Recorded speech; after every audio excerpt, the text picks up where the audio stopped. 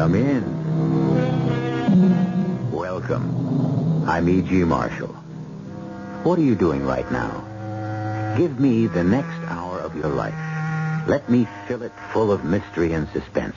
And who knows, that hour might just last as long as eternity.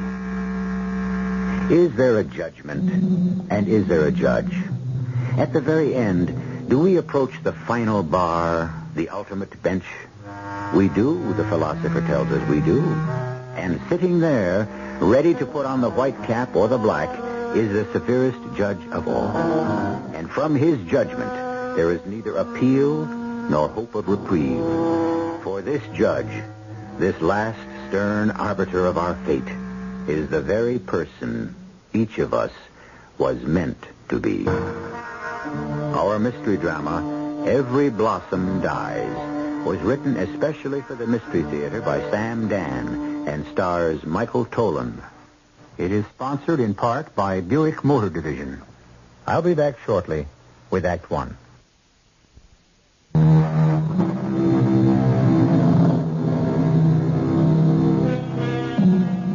Why does the moth constantly seek the flame? Surely the moth must be aware of the ultimate consequence. The question will only permit two answers. A, the moth is driven by mysterious forces beyond our comprehension. Or B, the moth is out to have a good time and simply doesn't care. Like so many moths, there are so many girls like Georgia Temple. Pretty, vivacious, fun to be with, smart, except for one little thing. They have atrocious luck with men. I wish I could go on talking about Georgia longer because the moment I stop, she's going to be killed. But fortunately, none of us here may prevail against fate. What are you doing? Why are you pointing that gun at me? It's not a joke, Billy. I don't like it. Billy, don't look at me like that.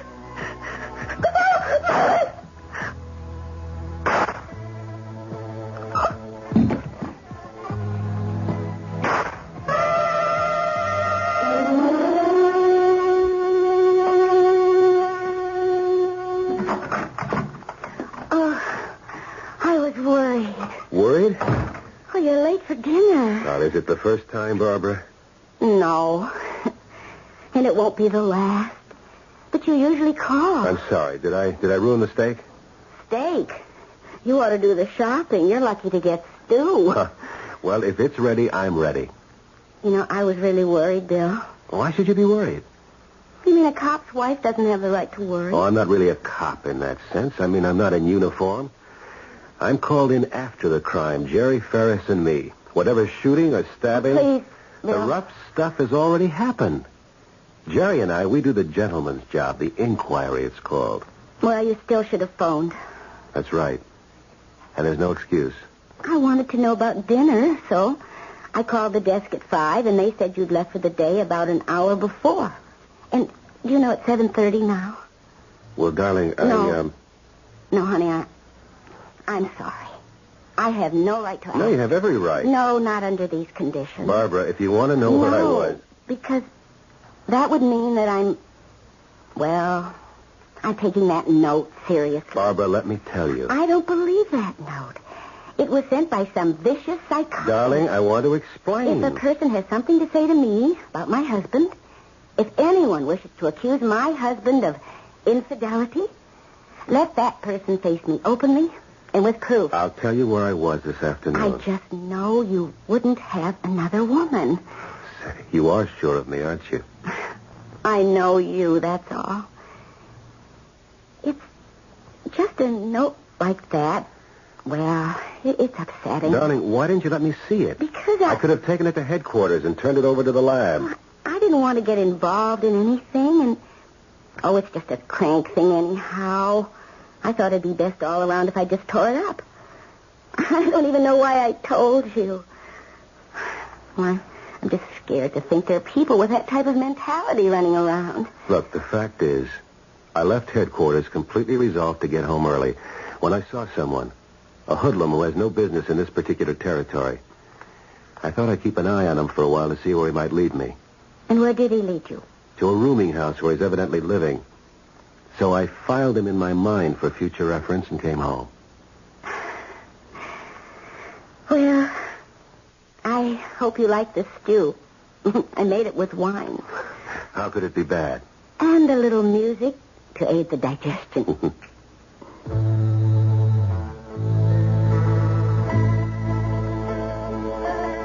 Do you mind? But I love it. You hear it everywhere. That's the trouble. I've been listening to it all day. So have I. And I never get tired of it. Could we just do without it? Oh, sure. But it's such a pretty tune. I think it's the title that turns me off. Every flower must die. No, it's Every Blossom Dies. Kind of gives it a feeling of mystery. All right, if you really want to hear it. Oh, not if it really bothers you. No, it doesn't. Go ahead, play it. No. No, I'd rather talk about something more important. What? Well, I hate to nag, but it's money. I'm short again this week. I know. I know. Look, I just have this situation. Now, who could that be? I'm afraid I know. Jerry Ferris tried to reach you half hour ago. He left word to call him. Honey, why didn't you tell me? I did want you at least to have your dinner. Oh, well. Hello? Bill, saddle and ride. Not me, friend Jerry. I'm starting my 48 hours off. We got us a homicide. The address is 718 Hayes. You don't need more than 15 minutes to get here. Ferris. Yeah, I better run. Can't you just finish? No, dear. I don't even know what kind of homicide we're up against. I better get right over there. I'm sorry. Well, it isn't as if you didn't warn me before we were married. Look, darling, about that note. I've already forgotten about it. I wish you would, too. 718 Hayes. 718 Hayes. What, Bill? It's the address where I'm supposed to meet Jerry. That's northeast, isn't it? Yeah. Now, why should that address sound familiar? You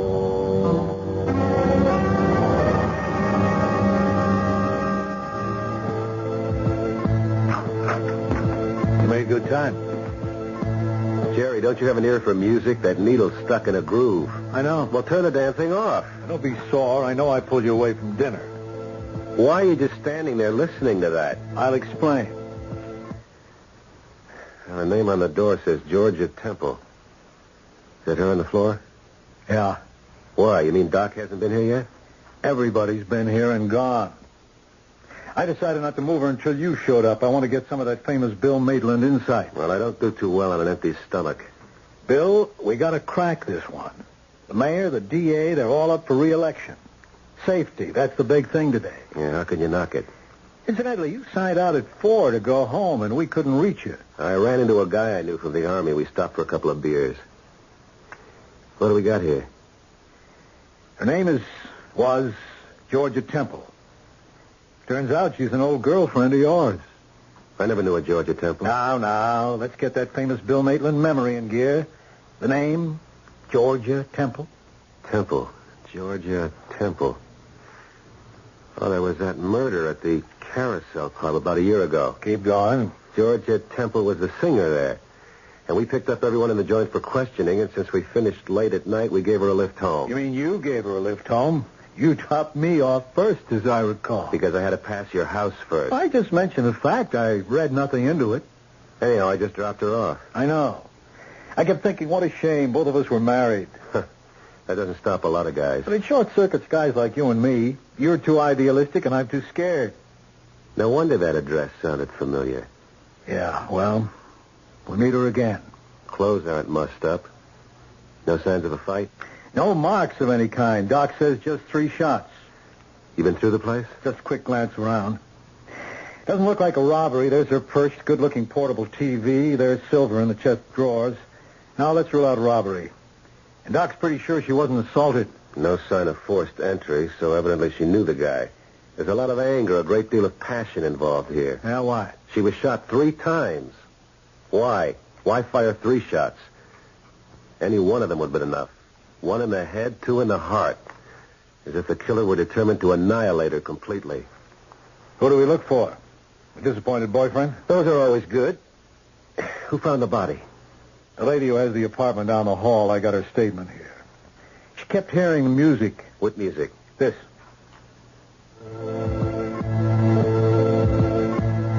will you shut that off? It's driving me nuts. Yeah, well, it was driving the neighbor nuts, too. It kept going and going for 2 hours at least. So she knocked on the door. She couldn't get any answer, and for some reason she got nervous, called the police. What was the reason she got nervous? She couldn't say. Well, if she's down the hall, let's ask her.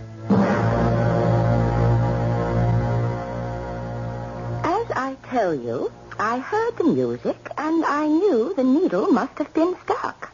And then, Mrs. Woodruff? Well, I've already told this officer. I went down the hall, knocked on her door, but received no answer. Yes? I called to her. Miss Temple, but there was no answer. Poor child, now I know why, and... Yes? Miss Woodruff, why are you staring at me? Well, I'm not staring at you, young man. I'm sorry. Perhaps I shouldn't have used that word, but it does appear that you are looking at me rather intently. I'm sorry. I do give that impression sometimes. But it doesn't do me any good to look at anyone in any way. You see, I'm blind. Oh, I'm sorry. Oh, it's quite all right. You'd never know it, ma'am. You never know it here in my home, where everything is meticulously arranged. You say you heard the record player in Miss Temple's apartment, and it kept playing the same thing over and over again. There was no answer when you knocked on her door. No answer. And you became very nervous and called the police. That is correct, sir. What would have made you that nervous? I can only say an old lady becomes nervous for any reason or no reason. About Miss Temple? She seemed a nice enough young lady. Of course, she only been living here a few months. I hear she was a singer. Yes? But she wasn't working. What did she do during the day? As far as I know, she didn't do anything. Well, I shouldn't say that. She did practice a lot.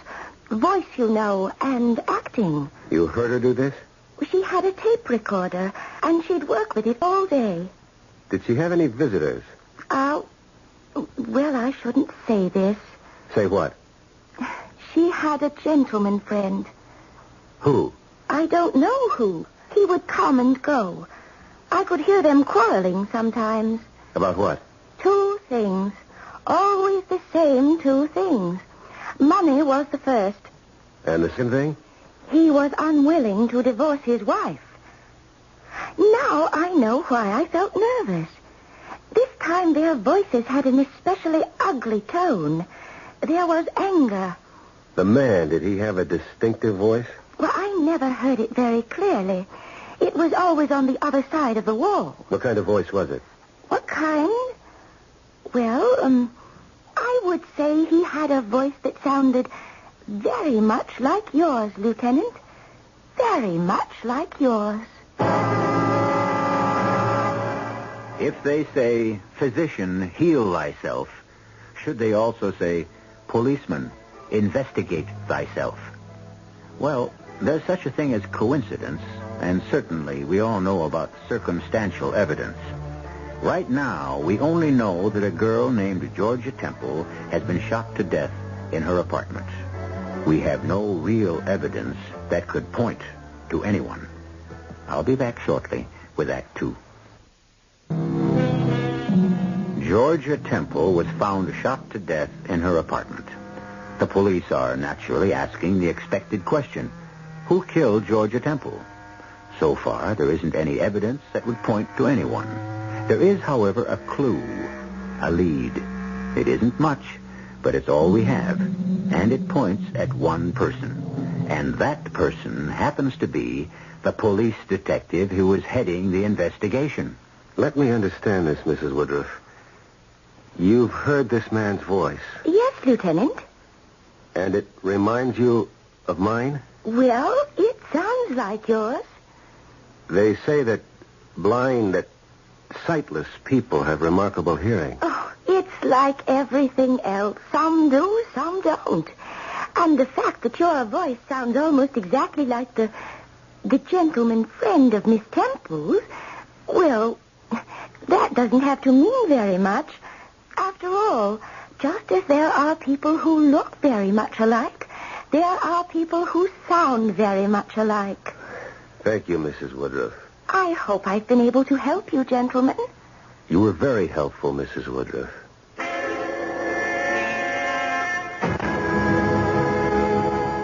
Well, Bill, have we cracked this case this fast? Are you the killer? Yeah, if she's willing to testify under oath that it was my voice. Were you pulling a fast one on everybody? In what way? In every way. Like you saw her home that time. You did, didn't you? Yeah. And maybe you said, why not come in for a nightcap? Tell more. And maybe you did, and, well, maybe one thing led to another, and you've had this cozy little setup for the past couple of years. Keep talking. But you know the course of true love. It never runs smooth, and so maybe you have this fight and you pump 3 slugs into her. Maybe you better check my service revolver. I already got the lab report. The weapon was a .22 caliber. Well, I guess that puts me in the clear, huh? I guess it does. So where are we? We know it's a guy. They quarreled. For any one of the maybe reasons or something else. How carefully have you searched the place? We don't have any prints. You mean no fingerprints at all? None. Not even hers? Not even hers. But her print should be all over the place. After all, she lived here. Nothing. That means he took a rag and worked the whole apartment over. Because his prints must have been all over the place, too. This guy spent a lot of time here. Somebody must have seen him. Look, why don't you ring some doorbells? I'll poke around the apartment. There's no good in the eyewitness departments. 4 other tenants. Mrs. Woodruff, who's blind, we already know about. Down to 3. Mr. Sazerac's a musician. All night, sleeps all day, doesn't know anything. Mr. McPhee has been in Afghanistan for the past 4 months. Nobody can tell us when he'll be back. The Lewises are in Florida, where they spend 6 months of the year. And that's it. Now, what do you got? I looked through the garbage can. I found these papers. These half-torn, crumpled papers. Here, read. Ask your husband where he is all the times when he tells you he's at work. Ask. And stuff that's crossed out. Now read the next one. Ask your husband where he is when he's supposed to be working. Ask him why money is so short. The rest is crossed out. Yeah, she was writing or had written a note. These are just the copies she made the mistakes on. Then when she typed one finally that was okay, that was the one she sent. Yeah, that figures, Bill. She sent a note to the guy's wife. But why? Who knows why? Maybe to force him into some kind of move, to put him in a position where he'd have to choose between them. She's got a typewriter. I saw it in her bedroom. Yeah, you can see these were typed on her machine. So she sent the note. The guy's wife got it. She raised the roof. The guy got so mad he killed her. Sounds reasonable. Yeah. So, somewhere there's a note that was typed on her machine. Some wife has it. If we find the wife, we find the guy.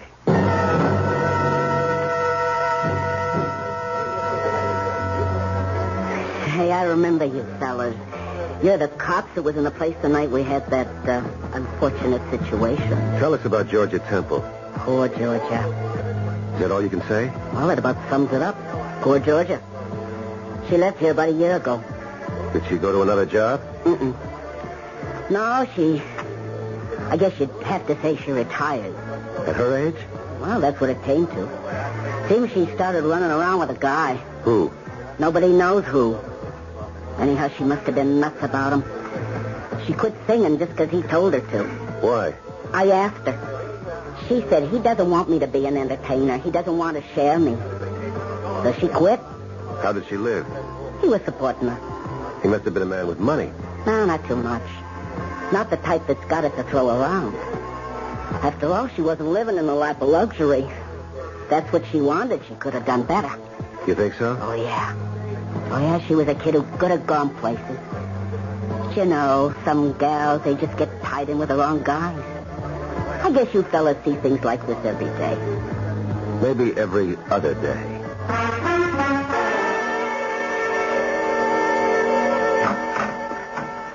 You still didn't tell me why you wanted to come back to the apartment, Bill. The tape recorder. Mrs. Woodruff said Georgia Temple worked with a tape recorder. Yeah? Where is it? Do you remember seeing it? No. Maybe it was stolen. Now, come on. Why would a guy come in here, kill her, and just take the tape recorder? She had money in her purse, remember? Okay, let's look around. Hey, hold it. I think I remember something. When I looked through her bag, I think I saw... What? Now, hold it. Lieutenant Maitland, let me have the property office, please. What do you think you saw? Maxwell, this is Bill Maitland. There's stuff that belonged to Georgia Temple. See if there's a pawn ticket. Yeah, I'll hold. Pawn ticket? She pawned the recorder. But why? She needed money. Look, the guy paid for everything else, the TV set, the furniture, the silver. But the tape recorder, that must have been hers. Yeah, Maxwell. There is? Be right down to pick it up. Yeah? Yeah, I read about it in the paper. Well, what can you do?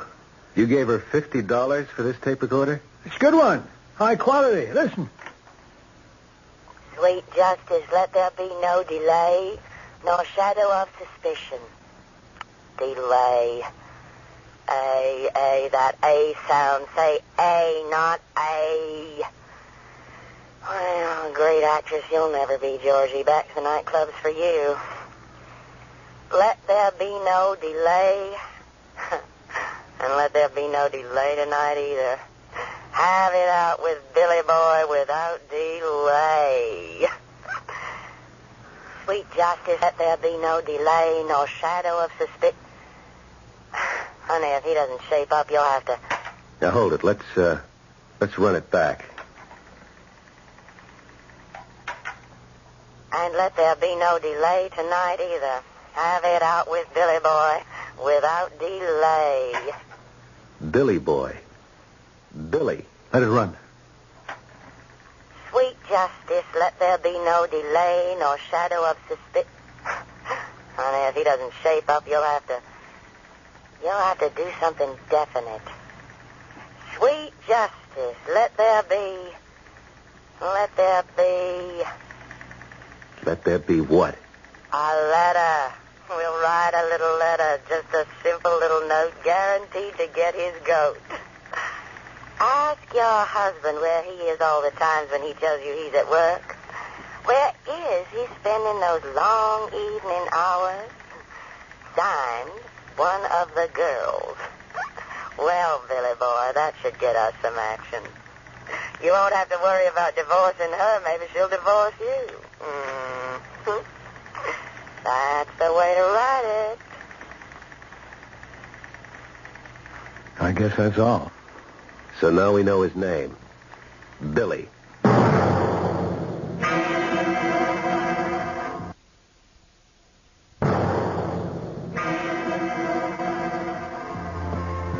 Every blossom dies. Hi, Barb. Bill, I thought you were coming home late tonight. I am. Ferris and I are making the rounds at some of the watering places. I was at the Starlight Club just a few blocks from here. You want to shut that off for a minute? I'd just like to relax. Oh, sure. I don't know what there is about that song. It just... I don't know. It makes me nervous. I don't know why. I think you're working too hard. That's possible. You're probably killing yourself. I know, but that's me. How's the case? Inching along. Why were you visiting the saloons?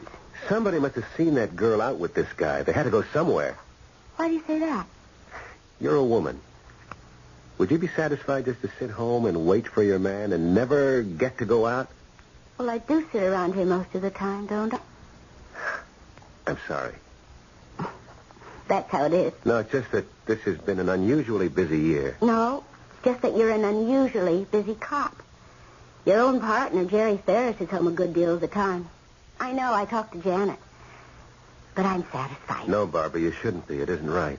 If it's the way you look at your job, your responsibility, then it's right. No, I have another responsibility, and it's just as important. You.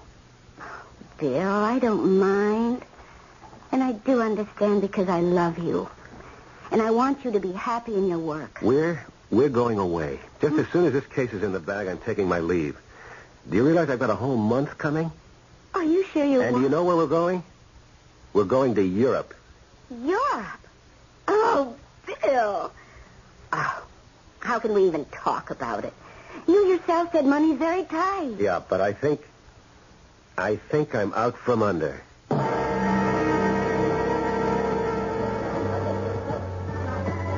Now think hard, Molly. The name Billy. What does it mean to you? Not a thing. He never spoke about a guy named Billy? Nope. You knew she was going out with a guy? Yep. Billy means nothing, huh? Not in connection with Georgia Temple. Well, not to me, anyhow. Jerry, let's get out of here. You come across anything in your travels? Nothing. Molly, don't they ever play any other kind of song in here? I like it. Where do you want to go now, Bill? Back to the apartment. Again? Yeah. Let's start all over. I think I see the trail that will lead us straight to the killer.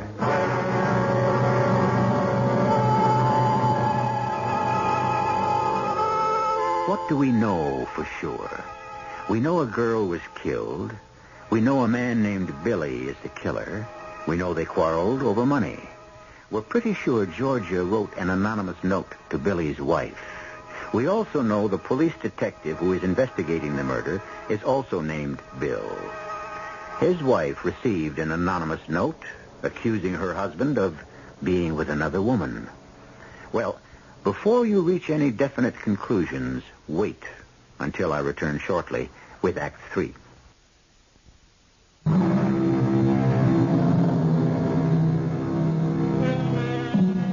The great French writer de Maupassant wrote a fascinating short story. The man was a professional knife thrower. His wife was his partner. He threw the heavy, sharp knives at her outlined form on the board. The slightest error of judgment on his part would mean death for her. But the audience was unaware of the real drama on the stage. She was unfaithful to him. He knew it. She even taunted him. Why? Didn't she know that he could have killed her by accident? But she knew a great secret. He was an artist. He could not deliberately make a mistake. So, she was safe. Why do we tell you this? What is the connection with our story? Well, don't you want to do any of the work yourself? You still haven't told me why you wanted to come back to her apartment. We picked it clean. We found everything that was here. Okay. Now let's look for what isn't here. Like what?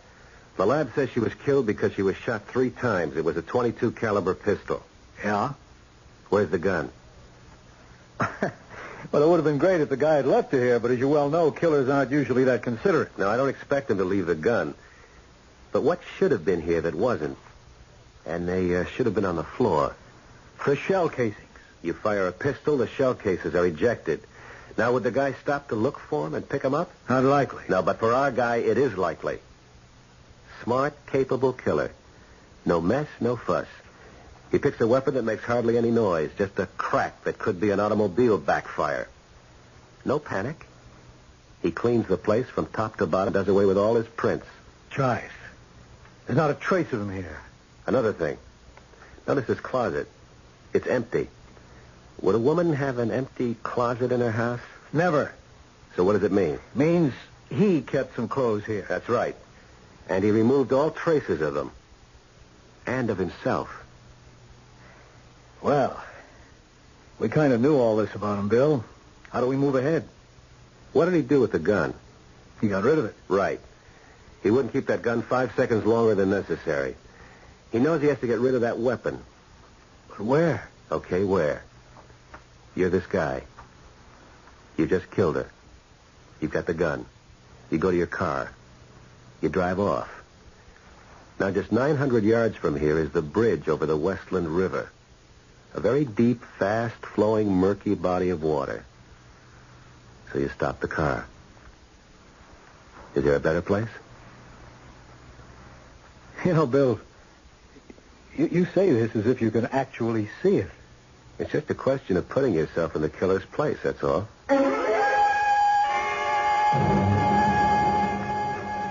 I have to come home for dinner more often. This chicken is great. You know, I forgot how fantastic a cook you are. Bill, I was going through your closet today. I wanted to see if you had anything for the cleaners, and... And what? And I came across some clothes. New clothes. Oh. I don't remember you buying them. How do you like them? Well, they're not quite the conservative style you wear on your job. They're not for the job. I just picked them up the other day. I passed by this place. They were having a sale. I'll need them for the trip. What trip? The trip to Europe, don't you remember? Do you mean you were serious? Sure, why do you think I bought all these clothes? Well, then we are going. Look, tomorrow you go shopping. Oh, Bill. Can I depend on you to get yourself a complete wardrobe? Oh, Bill, I'm so happy. I'll get it. Hi, Barbara. Oh, come on in, Ferris. Bill, it's your Siamese twin. Anything new? They found the gun. Where? Where you said. It was in the riverbed. Under the bridge. Anything on it? The lab's checking it now. Let's go down and wait for the report. Well, Bill, won't you finish your dinner? Honey, put it away for me. I'll be starved when I get home. Well, I don't know when you even have a minute for yourself. When did you get a chance to do that shopping? What shopping? You mean you boys have secrets from each other? Come here, I'll show you. How do you like that snazzy new wardrobe your partner picked up? Not bad. When'd you buy all these? Simon Legree, you gave him some time off the other afternoon, remember? No, I don't remember. Now, we were checking out places where Georgia Temple might have been seen with her boyfriend. You and I'd split up. I passed by this store and did a little shopping on the city time. As if the city doesn't owe you more time than it can ever pay you for. Well, don't look at me. We better get downtown and check out the story on that gun. Ballistics establishes this little baby is the gun, all right. What about the serial number? Take a look. It's been filed off. It can't be filed off completely. Lab can always find a trace. This guy knew what he was doing. Yeah. Well, I don't know about you, but I'm stuck. I must be losing my grip. Come on, Billy. Look at how you carried the case this far. You mean we? No, you. We'd be at ground zero without you. You found out about the note. You found out about the tape recorder, which gave us his first name. And you figured out where to look for the gun. Now, that was great police It's work. just routine police work, Jerry. And what does it mean? No, I'm stuck. This, guy, he's been making moves. And I've been finding the counter move to each of them. I get him to reveal his motive, then his first name, then where he tried to hide the murder weapon, and we find the gun. And from the serial number, I should be able to trace him down, but... Bill, you feeling okay? But there's no serial number. It's as if this guy knew every move I'd make, and he leads me on, feeds me one little clue after another. And just when I think I'm ready to go in for the kill, he yanks the rug out from under. You know something? Right now, I'm sure he's laughing at me. We've been in spots like this before, Bill, hundreds of times. Now, there comes a time in every case when you know who's smarter. You are the guy you're after. Bill, you don't know what you're saying. What I'm saying is we're up against a killer who's smarter than we are. And that's why he's going to get away with it.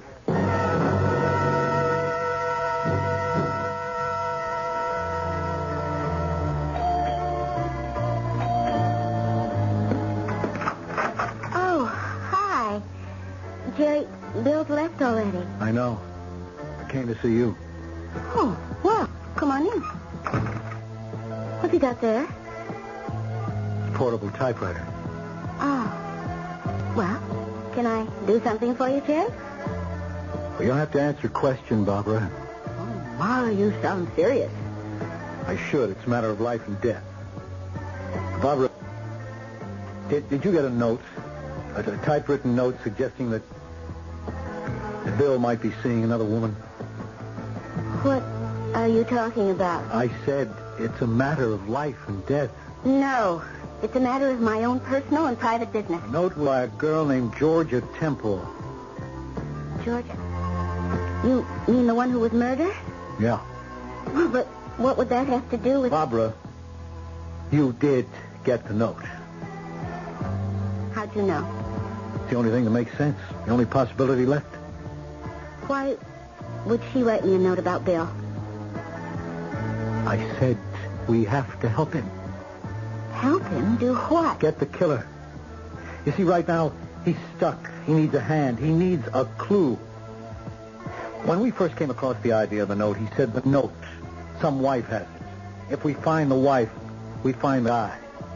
But I destroyed the note. I have Miss Temple's typewriter. Oh, you're trying to frame him. What makes you think I would help you? Barbara, he killed her. No. No, I don't believe you. You're talking about Bill. I know, but not your Bill, another Bill. I don't understand a word you're saying. Please, Barbara, Bill is two people. Two? Yes. One is the hard-working, brilliant detective, your husband, the guy who loves you. The other is a wild kind of guy who lives in the same skull, but nobody ever knew about him, not even Bill himself. And suddenly this guy broke out. He fell for a girl named Georgia Temple. Jerry, get out of He here. had to kill her. And Bill's been trying to find him. You're saying my Bill is a murderer. I'm saying there's a part of me doesn't know about. It all comes down to one thing. He's the killer. Yes, he's the killer. Say it that way. But he's blocked it. It's gone from his mind. Jerry, what are you going to do? Help him. Help him find the note. He'll do the rest. Barbara, it has to be done.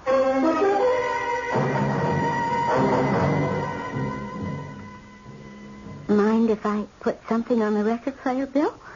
No, of course not.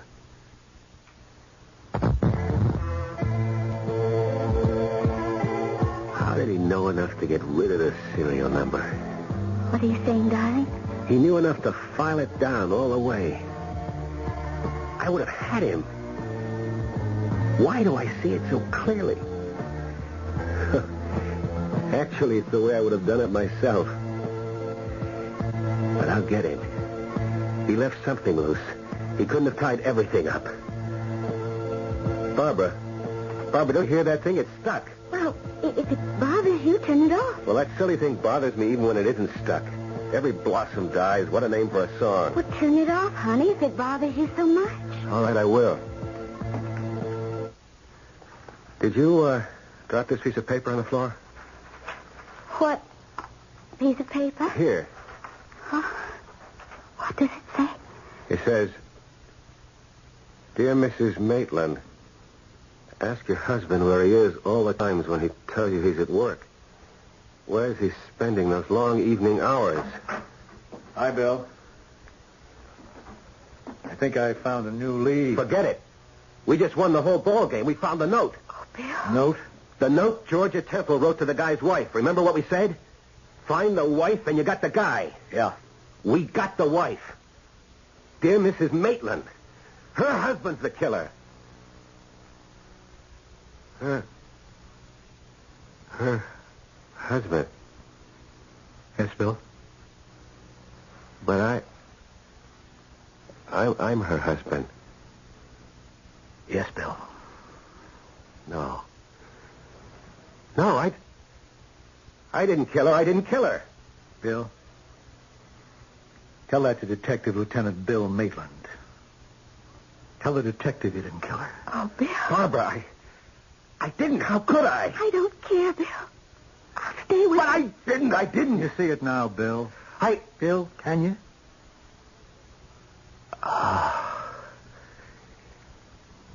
Yes, Jerry, I see it now. What happened? What happened? You know what happened. You thought it was a joke when you said it back at her apartment. I thought it was a joke. You said, did you take her home that night? And did she ask you in for a nightcap? And did one thing lead to another? Well, yes. It did. It did. But a thing like that, it was wrong, and it kept getting worse, and I couldn't face it anymore. It wouldn't go away. She wouldn't go away, or maybe I couldn't stay away, so I had to blast it away, wipe it out. I fired 3 shots, and it was gone. And I was released. I was free. As if it had never happened. Lieutenant, we've got all the evidence. Do you want to bring him in? Jerry, we have to bring him in. He's a killer.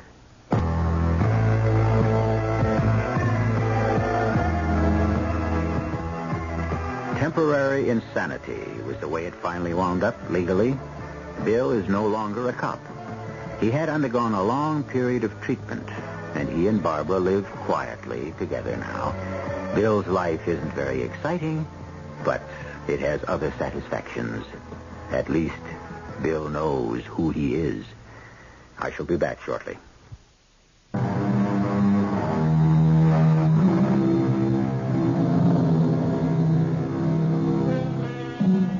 In music, they have what is known as theme and variations.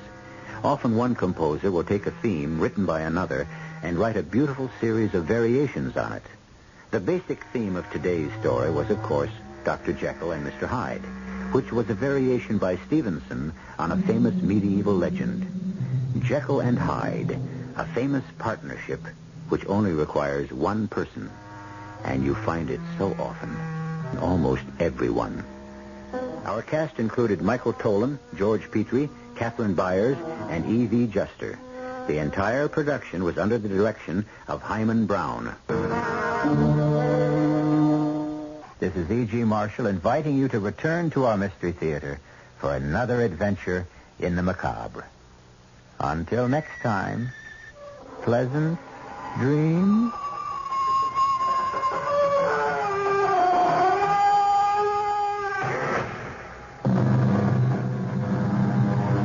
The preceding program was furnished by CBS Radio.